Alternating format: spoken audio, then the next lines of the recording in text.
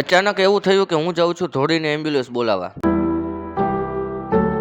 તો hello my YouTube family, આજે તો આપણી સાથે ભયાનક થવાનું છે, તો છેલ્લે સુધી મારી સાથે બન્યા રહેજો.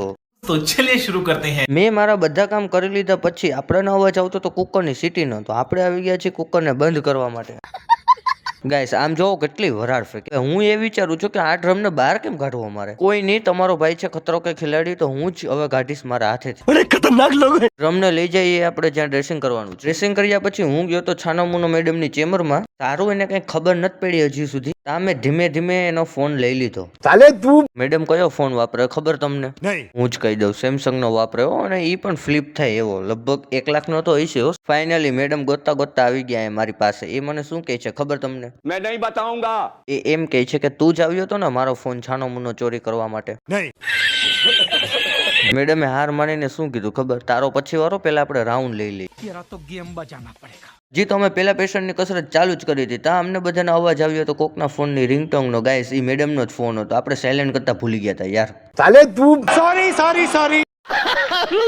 છેલ્લે હું પકડાઈ ગયો એટલે મેં મેડમને ફોન આપી દીધો. મેં તમને કાલના વિડીયોમાં કંઈક કીધું હતું, જો તમને યાદ હોય તો. તમને ક્યાંથી યાદ હોય? તમે મારા વિડીયો જોવ તો તમને યાદ હોય ને. કંઈ નહીં, હું જ કહી દઉં. આજે આપણે હોસ્પિટલ આવવાનું છે ચેકિંગ, તો આપણે બધું વ્યવસ્થિત ચેક કરવાનું છે. ચેક કરવા માટે હું આવી ગયો તો ઓટીમાં લગભગ વસ્તુ બધું બરાબર જ છે. ઓટીનું બધું ચેક કર્યા પછી હું જોઉં છું કે એક્સરેમાં એક પેશન્ટ બેઠું છે, તો આપણે એને થોડું બેસવા દેવાય. આપણે પાડી લીધો એક્સરે.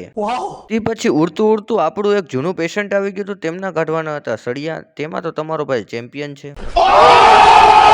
મારી સાથે જે મુશ્કેલી થઈ છે એ લગભગ બધા સાથે થતી હશે, કેમ કે કાલવાળા એક વિડીયોનું મારે બનાવવું છે એક થંબનેલ, પણ મને કન્ટેન્ટ નથી મળતું. ગાઈસ તમે મને કોમેન્ટ કરો શું હું બનાવું. ગાઈસ કન્ટેન્ટ વિચારોમાં તો મારા મગજની દેવાઈ ગઈ હતી. ત્યાં મને વિચાર આવ્યો ચાલને ને થોડીક વાર મજા લેવડાવતા. હું જોઉં છું કે લગભગ કોકના લગ્ન છે, ભાઈના કા બેનના, એ આઈડિયા નથી, પણ ટ્રાફિક બહુ વધારે છે. આવા દિવસો ક્યારે આવશે ભગવાન મારા? રાજાજી દુકાને આવ્યો તો ખબર પડી કે આ કોણ નવીન આવી ગયું છે. પછી તેને માસ ઉતાર્યું ત્યારે જ આપણને ખબર પડી આ તો આપણો ગોલી છે. વાહ क्या सीन है.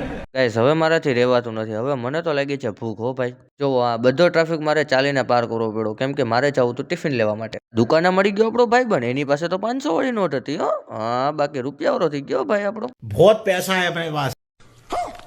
પટેલે આવતા મેં જોયું મેડમ પાસેથી કંઈક વસ્તુ. ખબર નહીં આને તો શું કહેવાતું હશે, પણ મારી ટેવ છે, મને કંઈક જાણવું તો બહુ ગમે ભાઈ. હમણાં આફેડા મેડમ કહેશે આપણાને. ચાલે તું.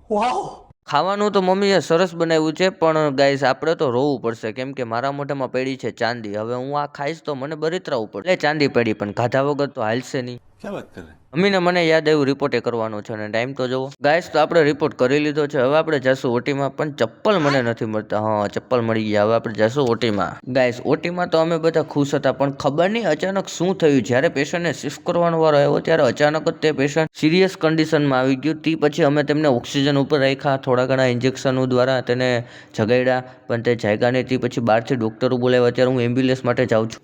रुको जरा सबर करो. થેન્ક ગોડ ગાઈડ, તે પેશન્ટને હું આઈસીયુમાં શિફ્ટ કરાવી આવ્યો છું. તે પેશન્ટ અત્યારે નોર્મલ કન્ડિશનમાં છે. થોડીક વાર તો ગાઈસ અમને બધાને ધ્રુજારી ઉપડી ગઈ હતી, પણ સારું ભગવાનની કૃપાથી વાંધો ન આવ્યો. ભાગાદોડીમાં માઇન્ડ સાવ કામ કરતું બંધ થઈ ગયું. તો હવે આપણે પીએ ચા.